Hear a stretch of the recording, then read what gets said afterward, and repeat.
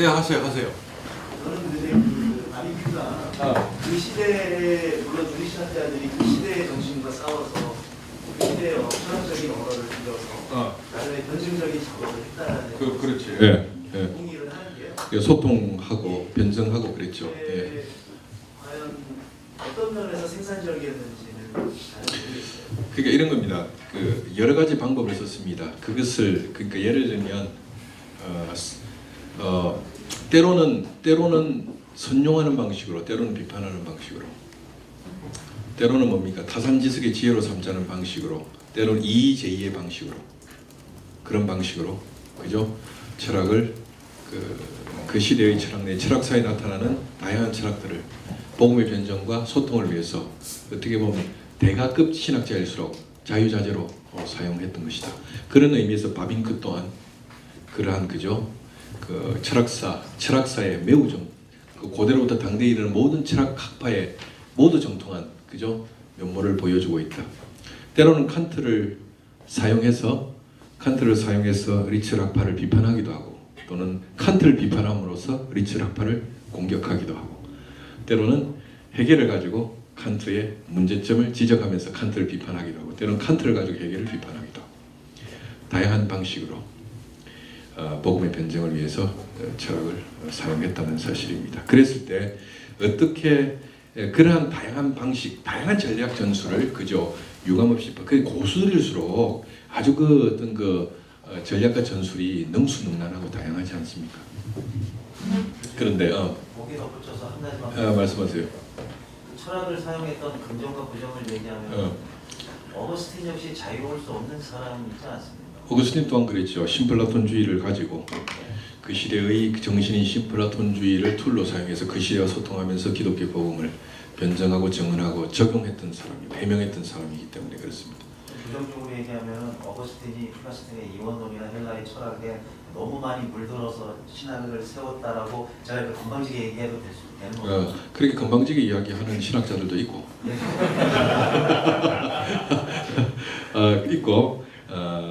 그러나 그것이 이제 신플라톤주의의 이원론을 정당화시키려고 그것을 사용한 것은 아니다는 거야. 뭐냐면 신플라톤주의적인 이원론적 세계관에 익숙한 사람들에게 소통의 방식으로 복음을 정언하려고 하다 보니까 신플라톤주의적인 언어를 써서 복음의 진리를 이야기했던 것입니다. 예를 들면 이런 것입니다. 신플라톤주의는 빛과 어둠의 세계를 나누잖아. 이 세계는 모조품의 세계고 이다의 세계는 뭡니까? 진리의 세계다. 이게 기본적으로 신플라톤주의적 이원론이 갖는 사상이거든.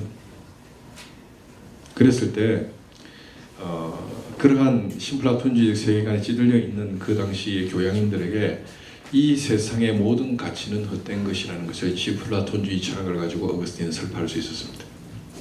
그리고 하늘로부터 내려오신 분, 저 빛의 세계로부터 오신 분 누구? 오직 예수 그리스도만이 이 어둠의 가짜 세계를 극복하고 하나님의 그저 나라로 우리를 인도하시는 유일한 구세주고 메시아가 되신다는 방식으로 그는 그저 예수 그리스도의 복음의 유일성을 설명했던 것이죠. 근데 그런 방식의 설명이 신플라톤주의적 이원론에 찌들려 있는 그 당시 지성인들에게 어떻게 소통적이고 잘 그죠? 전달될 수 있었을 것입니다. 그런 거거든요. 바빙크가 유기체 철학을 가지고 그리스도의 신비로운 연합도 설명하고 그 다음에 뭡니까 구속사도 설명하고 하는 것이 바빙크가 성경의 가치를 유기체 철학의 가치로 환원시키려고 그랬던 것이 아니라 그 시대에 그죠? 이 유기체 철학이라는 것은 신흥 철학자들과 지식인들에게 굉장히 각광을 받았던 사상이거든. 물리학적인 기계론적 세계관에 대항하는 그죠? 새로운 세계관이고 야심찬 세계관이고 그 당시에 아주 잘 나가는 지식인들이 이 사상을 여러 가지 지지하던 그 시대에 유기체 철학을 가지고 그리스도의 신비로운 연합도 설명하고 그 다음 뭡니까? 성경 영감도 그죠? 설명하고 그리고 구속사가 그죠? 구원의 서정이 새 창조를 그죠? 재창조를 향하여 목적론적으로 지향해 간다는 것을 아주 세련된 방식으로 그 시대의 그죠? 지식인들에게 소통적인 방식으로 설명하는데 유기체 철학을 바빙크도 유감없이 사용하고 있는 것입니다. 그럼에도 불구하고 신학자들이 철학을 사용할 때 가지고 있었던 근본적인 성찰이 있었습니다. 그것은 뭐냐면 그러한 이유로 인해서 신플라톤주의 철학을 어거스틴은 사용했지만 어거스틴 자체도 어떤 성찰이 있었는가 하면 그럼에도 불구하고 그래서 툴로 쓰지만은 신플라톤주의 속에 묻어있는 비진리 요소가 하나님의 복음에 그림자를 드리울 수도 있다는 사실에 대해서 그들은 언제나 반성적으로 철학을 사용할 때 성찰했다는 것입니다. 그리고 그런 적도 실제로 있었고요.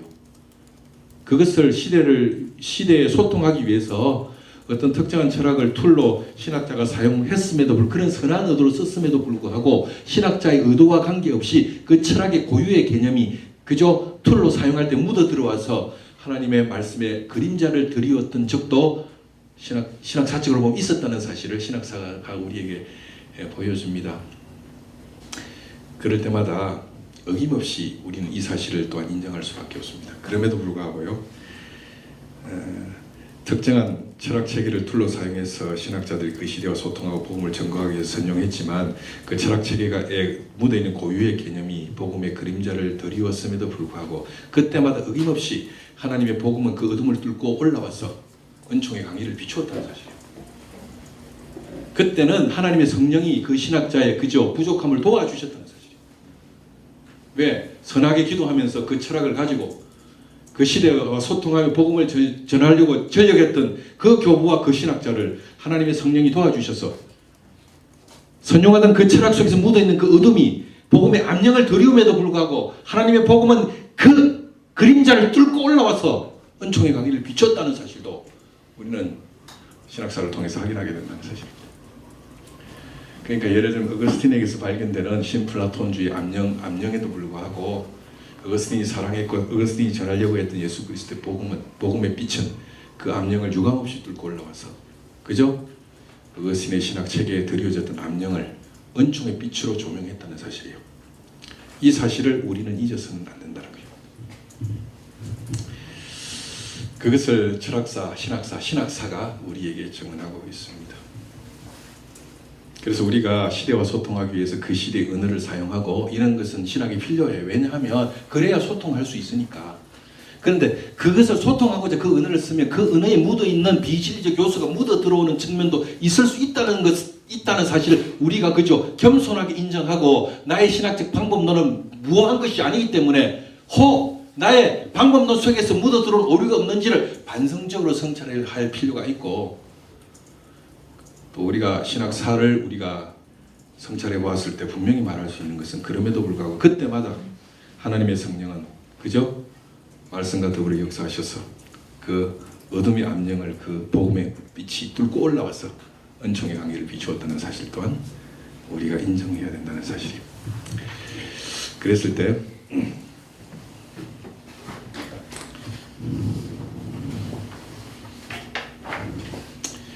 저는 나름대로 이제 여러분에게 신학을 소통적으로 설명하려고 여러 가지 그 나레이션을 합니다. 그러니까 내러티브의 방법으로 그죠? 내러티브적인 방법으로 교리를 설명하지만 어쨌든 그 내러티브를 뭐라노?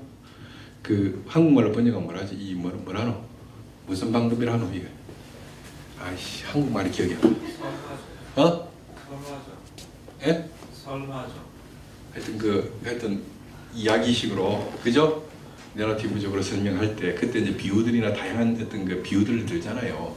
그냥 그 비유 자체를 통해서 우리가 손쉽게 어려운 내용을 섭렵할 수는 있지만 그럼에도 불구하고 그 비유의 고유의 어떤 개념이 그 속에 내가 설명하는 묻어 들어와서 오히려 그 개념의 어떤 그 명확한 의미를 그죠? 그 의미의 그림자를 드리는 경우도 있다고 있을 수 있어. 그러니까 어떤 내러티브적으로 어떤 그 교리를 설명했을 때 제가 그 겪는 문제점 중에 하나는 이것을 잘 알아듣는 학생들은 잘 알아듣는데 어떤 학생들은 그 내용은 전혀 그 기억을 못하고 내가 이야기했던 재미있는 노가리만 기억을 하더란 말이에요. 예를 들면 그런 거지. 그런 것이거든요. 그 이야기만 기억한다고 그런 이제 문제가 있는 거거든요. 저는 이제 그런 나름대로 그래서 신학자로서 늘 그 강의하기 전에 그런 기도는 합니다.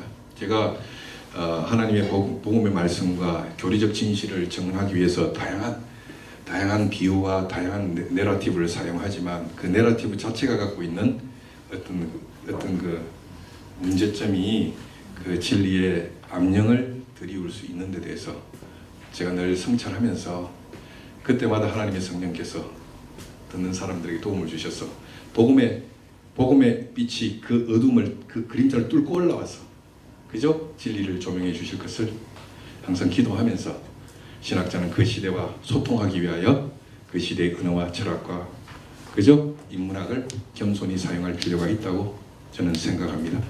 그랬을 때 조금 더 하겠습니다. 그래서 여기서 한 가지 질문이 발생하는 바, 신학이 철학을 사용하는 것은 정당한 것인가 했을 때 여러분 이 문제를 어떻게 생각하실지 모르겠지만 어쨌든 신학의 역사를 우리가 고찰해 볼 때에 고대의 교부들로부터 오늘에 이르기까지 신학은 철학과의 밀접한 상관관계를 형성하고 있었고 신학 방법에 있어서 철학을 중요한 보조 학문으로 사용해 왔다는 사실입니다. 그것은 교부 시대로부터 오늘에 이르기까지 그죠? 정통주의적인 신학자로부터 자유로운 신학자까지 모두에게 발견되는 측면이다. 그러므로 신학이 단지 철학을 사용한다고 해서 그것을 불운시하고 위험시해서는 곤란한 것입니다. 그런 단순한 시각으로 보게 되면 교부시대에 이르러 오늘에 이르기까지 전체 신학의 역사를 철학에 오염된 역사로 보는 오류를 범하게 될 것입니다. 신학자들이 철학을 사용하는 이유는 철학이 좋아서 철학을 가지고 신학을 그죠? 강등시키려고 사용하는 것이 아니라 그렇게 하는 이유는 뭐예요? 그 시대와 소통하고 그 시대의 언어로 영원한 진리의 말씀을 해명하고 적용하기 위해서 그랬던 것이기 때문에 단순하게 신학자들이 철학을 사용한다는 시각으로 그것을 문제를 삼게 되면 교부시대에 이르러 오늘날에 이르기까지 전체 신학의 역사를 철학에 오염된 역사로 보는 우를 범하게 될 것입니다.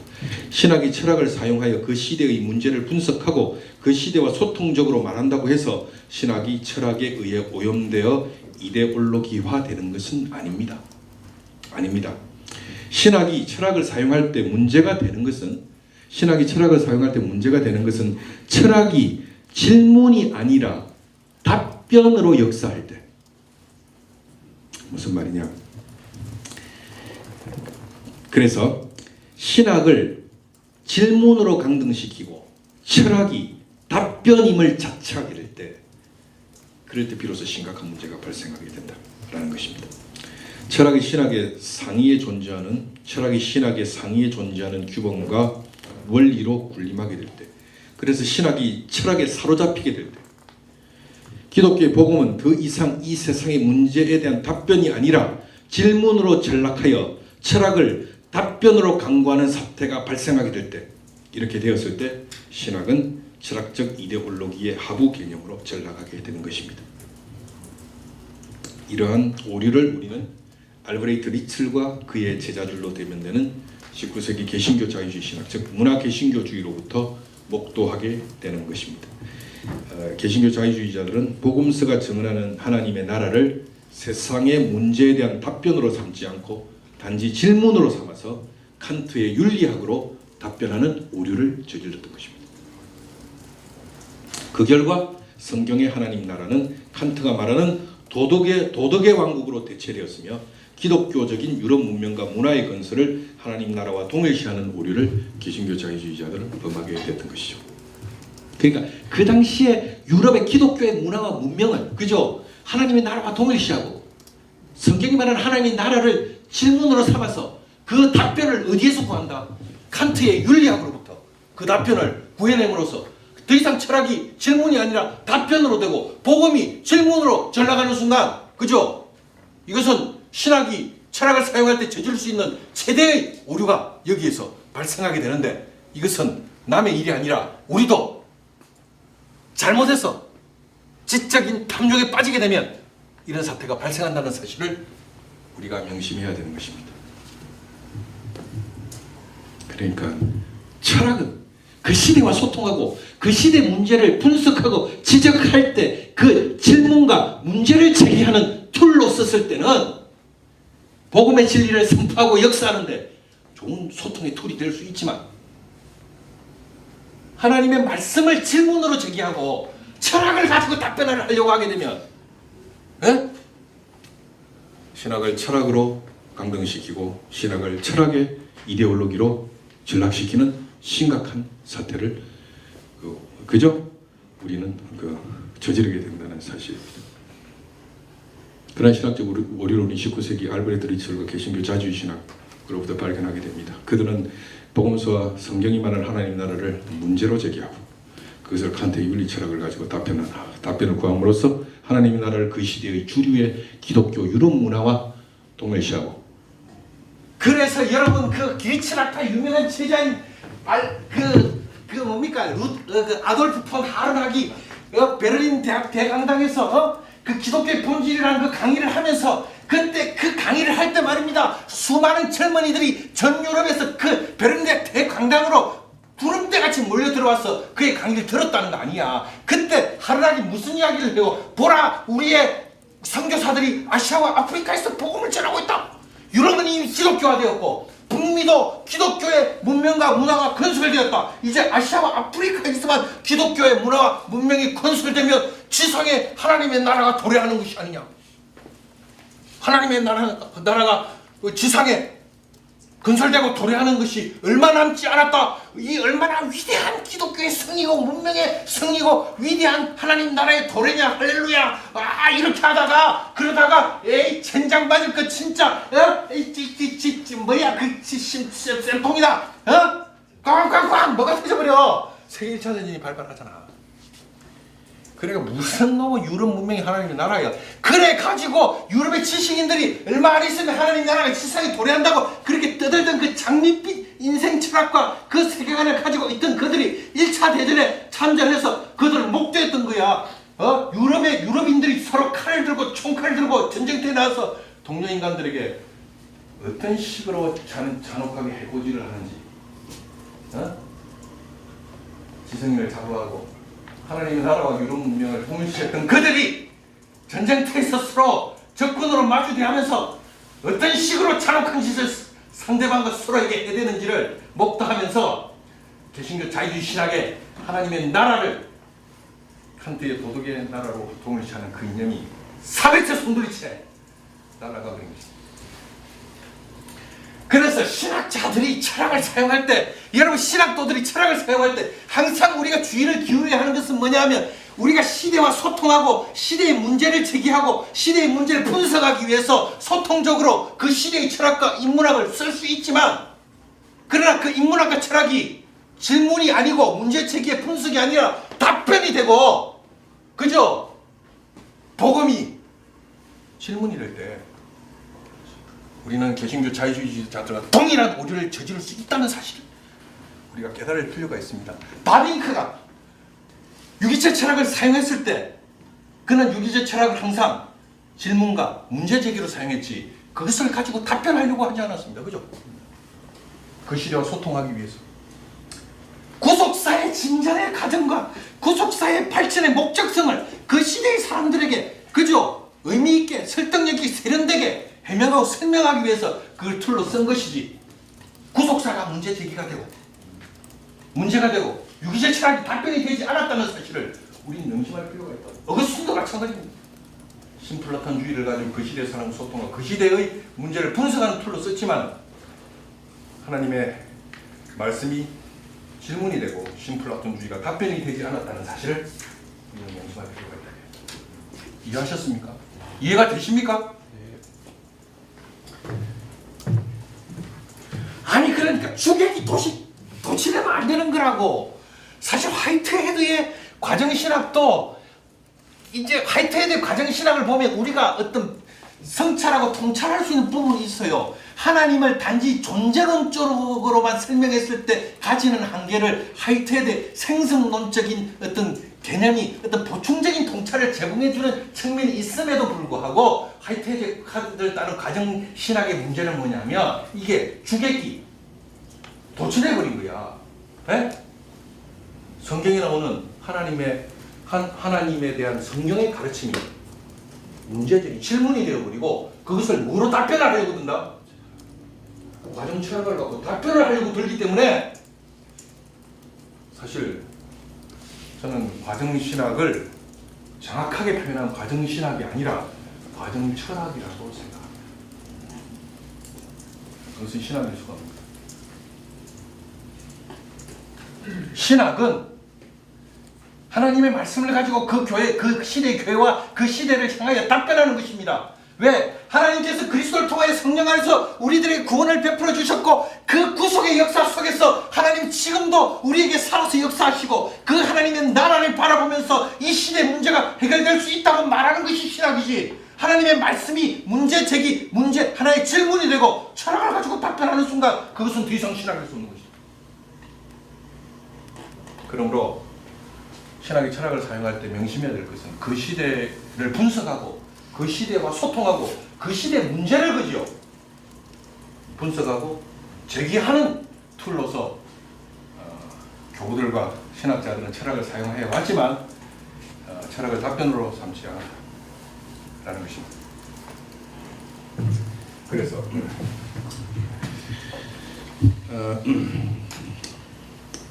그러므로 철학의 질문이라는 것과 신학의 답변이라는 것, 이 양자의 관계는 결코 뒤바뀌어질 수 없는 것입니다. 우리가 바빙크의 개혁파 교리학에서도 숱하게 관찰되는 것이지만 신학자들이 철학을 사용하는 까닭은 신학이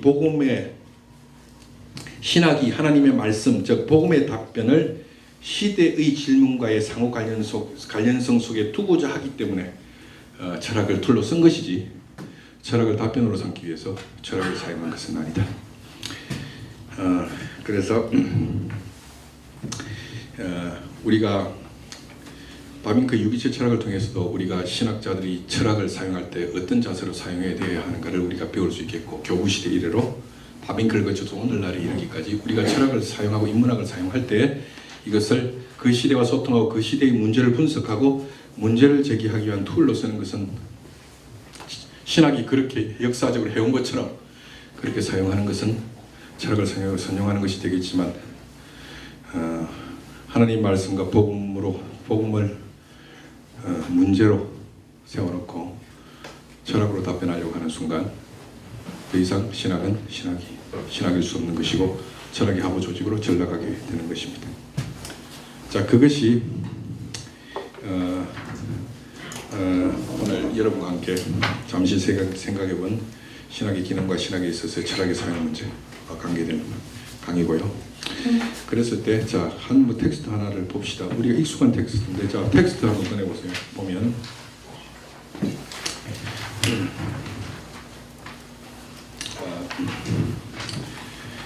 거기 보면 보십시오. 여기서도 이제 바빙크 첫 번째 텍스트 우리가 전에 한번 같이 읽었던 것인데 한번 읽어보겠습니다.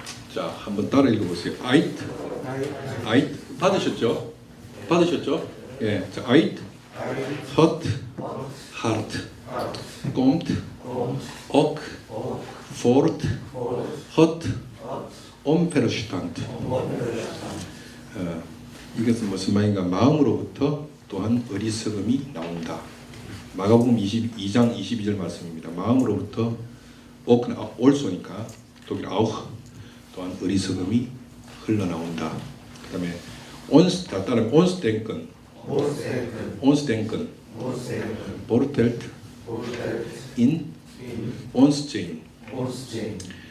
우리의 생각은 우리의 존재 속에 뿌리를 받고 있다. 우리의 생각은 우리의 존재 속에 뿌리를 받고 있다. 자, 따라합니다. 오페라리 세쿠비트루 에세. 이게 이제 소위 말하자면 쇼펜하우어를 지금 바빙크가 인용하고 있죠. 이 철학을 쓰고 있다고. 이 철학은 여기 철학 사용하고 있잖아. 쇼펜하우어는 생철학자잖아. 필로소피 데스 레벤스 생애 철학자잖아. 죄송합니다.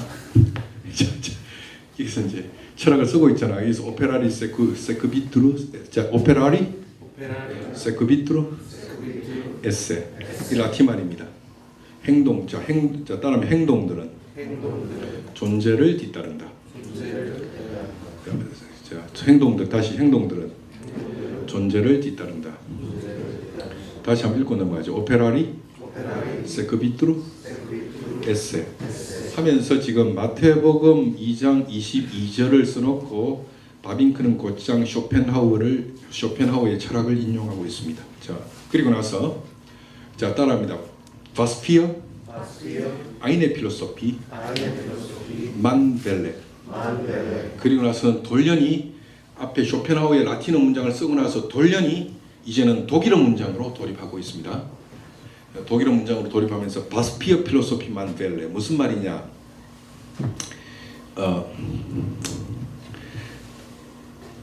이 만이라는 것은 일반적인 사람이라도 보통 우리말을 번역하죠. 우리가라고 번역하면 돼. 그러면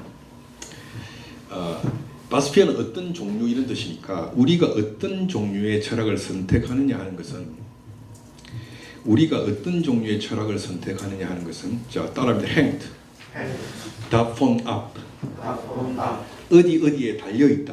어디에 달려 있다. 자 계속 읽습니다. 바스피어 ein Mensch man ist. 자 전체 문장을 번역해 보겠습니다. 우리가 어떤 종류의 철학을 선택하느냐 하는 것은 우리가 어떤 종류의 인간이 되느냐에 달려 있다. 그죠? 우리가 어떤 종류의 철학을 선택하느냐 하는 것은 우리가 어떤 종류의 인간이 되느냐, 어떤 종류의 인간이냐 하는 것에 달려 있다. 그러니까 이게 뭐냐면 그 인간이 어떤 인간이에 따라서 이 철학을 선호하기도 하고 저 철학을 선호하기도 한다 이런 뜻이죠. 그죠? 예.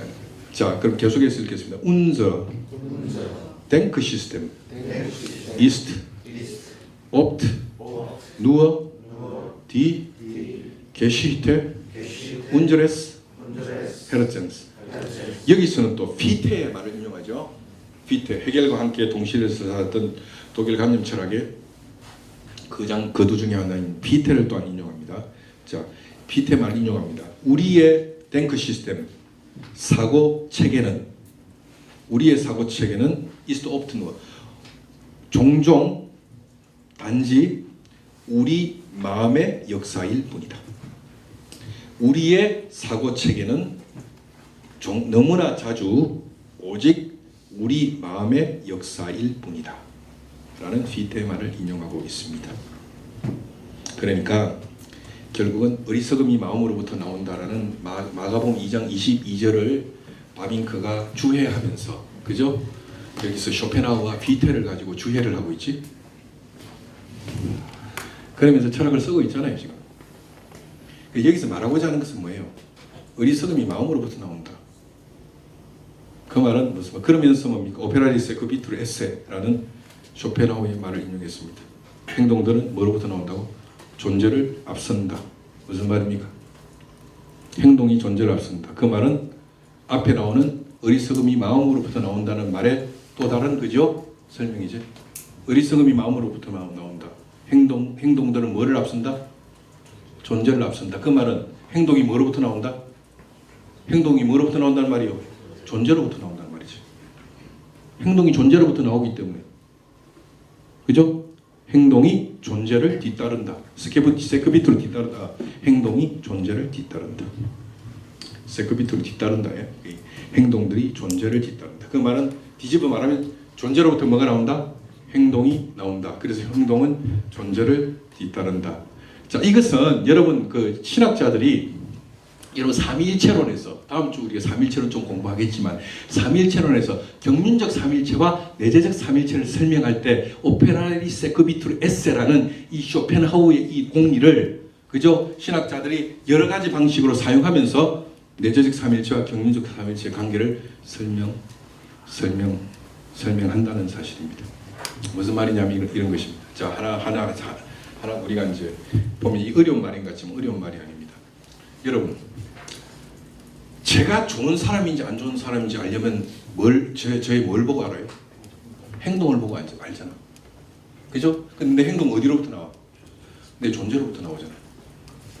그 존재는 분명히 행동을 앞서지만 여러분 인식할 때는 내 존재가 앞서요, 행동이 앞서요? 행동이 앞섭니다. 그래서 인식론적으로는 그죠? 행동이 뭘 앞서?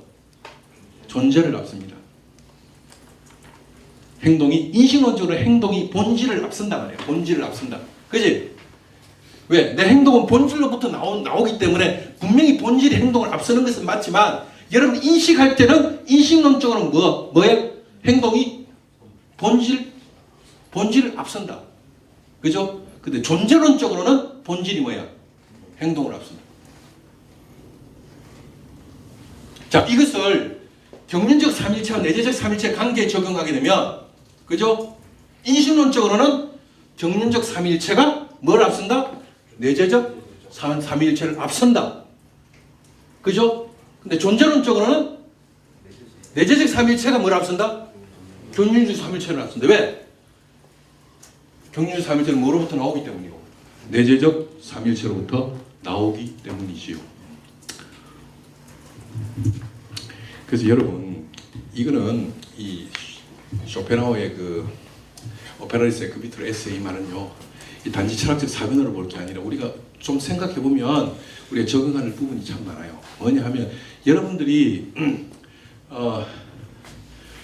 좋은 이웃이 되어야 돼요. 예? 복음을 위해서라도 좋은 이웃이 되어야 된다. 사람들은 여러분의 교리를 보고 여러분들 판단하는 것이 아니라 뭘 보고 판단합니까? 여러분의 행동을 보고 판단합니다. 여러분의 행동이 바른 교리 지식으로부터 나온다고 할지라도 여러분들 판단할 때 행동으로 판단합니다. 그러므로 예수님께서도 말씀하셨죠. 여러분들 너희들의 착한 행실을 보고 뭐 하게 하라고? 하나님께 영광 돌리게 하라고 말씀하셨습니다. 그러니까 우리가 좋은 이웃이 되어야 돼요.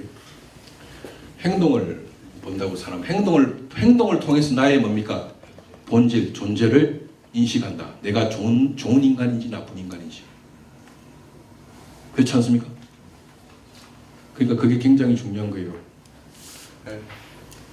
여기 우리 형제가 여기 있는데 여기 새빨간 자유주의 신학자고 나는 새파란 이 정통주의 신학자야. 그런데 둘이가 있는데 이 사람은 이 신학자는 새빨간 자유주의지만 진짜 제자를 아껴, 학생을 사랑해, 학생에 대해서 어려운 학생을 도와주려고 노력해. 그리고 아프리카에서 온 학생들 자식처럼 아껴. 그런단 말이야. 근데 이 신학은 완전 새빨간 자유주의야. 그런데 나는 새파란 정통인데 진짜 조잔하고 비겁하고 학생들을 등쳐먹고 이용만 해먹어요. 그 지한테 좀 잘 보이면 학점 잘 주고요. 조금만 자기에게 거스리면 학점 갖고 학생들 그죠? 노비처럼 부리고 그리고 돈 밝히고. 근데 신학은 정통이요. 그럼 여러분들은 새빨간 자유주의 신학자인 이름 뭐예요? 송병수 교수를 존경하겠나? 새파란 정통주의 신학자 이동영 교수를 존경하겠나? 누구를 존경하겠어요? 새파란 나를 존경한다고? 그렇게 비양심적인 발언을 하시네.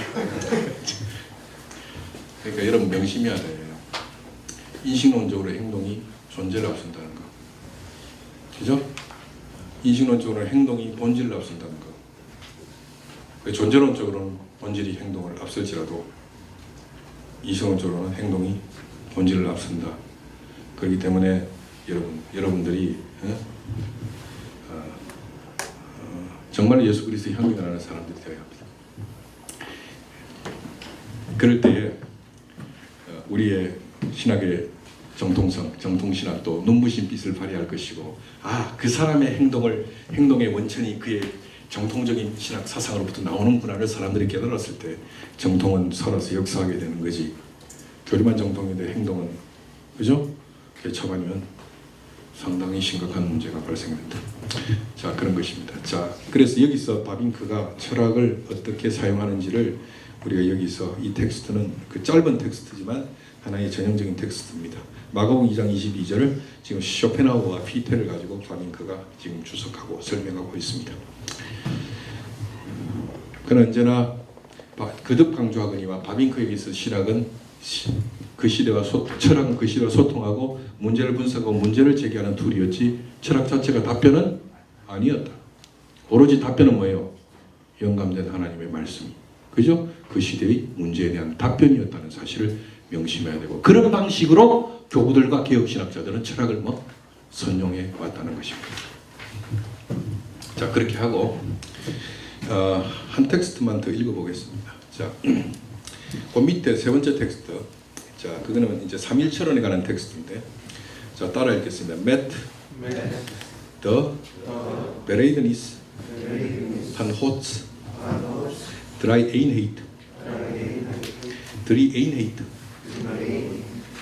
Statt, an, Falt, Hot, Hansche, Christendom, de gehelle, besondere Openbaring. 자, 여기까지 읽겠습니다. Met de belijdenis van Gods drie-eenheid. 하나님의 삼위일체성에 관한 고백과 더불어 스타튼 팔트 서고 넘어진다. 헛 한시 크리스텐tum 전체 그리스도교는 전체 기독교는 하나님의 삼일체성에 대한 고백과 더불어 서고 넘어진다. 그리고 더 gehele besondere Openbaring. 그러니까 하나님의 삼일체성과 더불어 전체 기독교 즉 전체의 특별 계시는 서고 넘어진다. 그래서 삼일체론과 더불어 전체 기독교는 서고 넘어진다고요. 그 다음에 따라 읽습니다. J is the Geren van het christelijk geloof, de wortel alle dogmata, de substantie van het nieuwe verbond. 예. 이스체인은 영어 시거든요. 삼일체로는 삼일체 교리는 The Canon van het Christelijk Geloof, 기독교 신앙의 캐논, 핵심이다. 핵심이다. 캐논은 핵이야, 핵심이다. 그러니까 삼일체로는 전체 기독교의 핵심이요, 모든 독마타, 모든 교리들의 뿌리이며 새 언약의 실체이다. 삼일체로는 기독교 신앙의 핵심이고 모든 교리들의 뿌리이며 새 언약의 실체이다. 그 다음에 따라해주세요. 헛, 힝, 베이, 하르, 발르럭, 닛, 은, 메타피지시, 레러스틱, 업, 에이너, 베이스 헤이리흐, 베이스 헤이리흐, 베스피클링, 말, 헛, 하르트, 은, 헛, 베이tzen, der, christelijke, religie, zelf.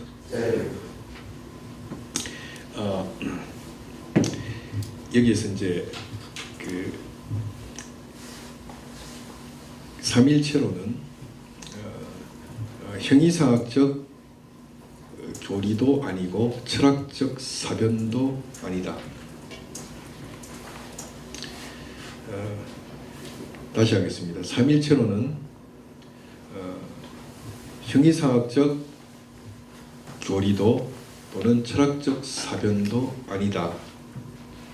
아니면 다르게 번역하면 삼일체로는 형이상학적 교리도 교리와 또는 철학적 사변과 관련되어져 있지 않다. 존들은 여기서 아니라 말의 이하는 뭐냐면 아니라 기독교라는 종교 자체의 심장이고 본질이다. 이제는 기독교라는 종교 자체의 심장과 본질과 관련되어져 있다. 좀 더 이걸 이제 정확하게 번역, 좀 더 좋은 번역으로 하면 삼일체 교리는 실제적으로 형이상학적 교리도 아니고 철학적 사변도 아니다. 삼일체 교리는 기독교라는 종교 자체의 심장이고 본질이다. 라고 번역됩니다. 그래서 여기서 헤르만 바빙크는 하나님의 삼일체에 대한 그 고백과 함께 전체 기독교는 서고 넘어진다. 전체의 특별 계시는 서고 넘어진다. 이것은 기독교의 심장이다. 또 다른 그 개혁교회 다른 본문에 보면 삼일체론과 더불어 기독교의 심장은 박동한다. 그렇지? 심장이 멈추면 사람이 죽는 것처럼 삼일체론이 분쇄되면 기독교는 쓰러지고 기독교는 넘어진다. 그래서 바빙크는 삼일체론을 기독교의 전체 기독교가 서고 쓰러지는 중차대한 본질적이고 핵심적인 교리라고 갈파했습니다. 근데 이 본문이 헤르만 바빙크의 개혁교 의학 제2권 346페이지에 등장하고 있는데 거기 이 본문이 유명해진 이유가 뭐냐면 칼 바르트가 자신의 키르크리케 도그마틱에서 삼일체론을 해설하는 부분에서 이 화라는 텍스트를 직접적으로 뭐 하고 있다? 인용하고 있다고. 인용하고 있다. 그래서 그 밑에 보세요. 거기 보면 칼 바르트의 교회 교의학 제1권 1회 318페이지에서 바르트는 이 위에 있는 바빙크의 이 개혁 교의학의 본문을 인용하고 있습니다. 그래서 그 텍스트를 독일어로 사용하고 있는데 이거는 바르트가 이렇게 번역한 건 아니고 바르트는 교회 교의학에서 이 위에 있는 하라는 텍스트를 그대로 인용했는데 후대에 이제 독일 학자들이 뒤에 이제 각조 작업을 하면서 이것을 독일어로 이렇게 번역했는데 번역을 아주 잘했더라고. 그래서 이 독일어를 한번 같이 읽어보면 좋겠습니다. 한번 읽어봅시다. 자, 시작. 제가 읽게요. Mit dem Bekenntnis von der Dreieinigkeit Gottes steht und fällt das ganze Christentum, die ganze, insbesondere Offenbarung.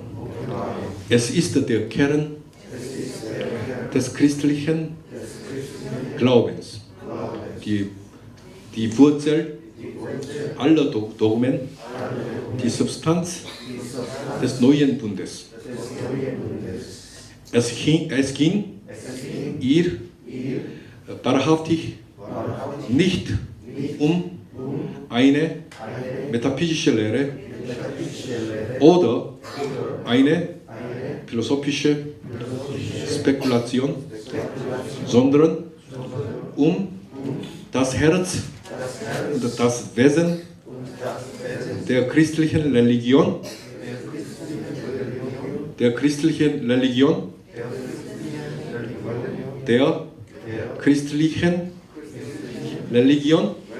selbst. 이렇게 그대로 인용하고 있습니다. 이 유명한 바빙크의 삼일체론에는 유명한 갈파라고. 그래서 이 독일의 화란의 오늘날의 현대 신학자들도 삼일체론을 저술할 때 바빙크의 이 텍스트를 즐겨 인용한다고. 하나님의 삼일체성과 더불어 전체 기독교는 서고 넘어진다. 삼일체론은 기독교의 심장이고 본질이다. 그죠? 그래서 헤르만 바빙크가 삼일체론을 어떻게 이해하는지, 그래서 다음 시간에 삼일체론과 관련된 바빙크의 강조점이 뭔지를 우리가 좀 살펴보도록 하겠습니다. 오늘 또 강의 들어주셔서 감사하고요. 다음 시간에 헤르만 바빙크의 삼일체론의 그 강조점이 무엇인지 우리가 한번 또 즐겁게 공부해 보도록 하고, 그것과 관련해서 오늘날 신학을 삼일체론의 르네상스의 시대라고 말합니다.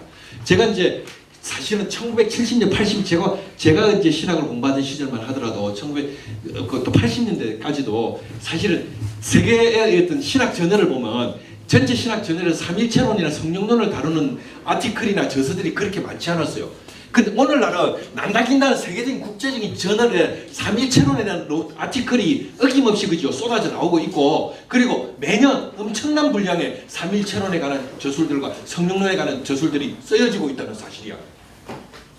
그래서 한국에서도 삼일체론을 전공한 신학자들이 저를 포함해서 몇 명 있는데, 제가 이제 여러분들을 말씀드리고 싶은 것은 많은 신학자들이 삼일체론에 관한 어떤 르네상스 시기에 관한 이야기를 하면서 문제가 뭐냐, 너무 많습니다. 정통 신학자들이 삼일체론을 어떻게 다루고 있는지 너무 모르고, 교부시대 이래로 개혁파 정통주의자들이 어떻게 삼일체론을 어떤 부분을 강조했는지를 너무 모르고 현대 신학 안에서 삼일체론만 주구장창하다 보니까, 그죠?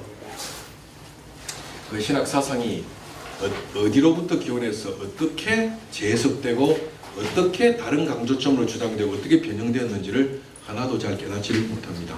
그런 의미에서 다음 시간에 강의는 중요한 강의가 될 텐데, 여러분들이 오셔서 제 강의를 듣고 또 빠진 분들도 함께 연락하셔서 다음 주에 강의를 들어주셨으면 감사하겠습니다. 자, 수고하셨습니다.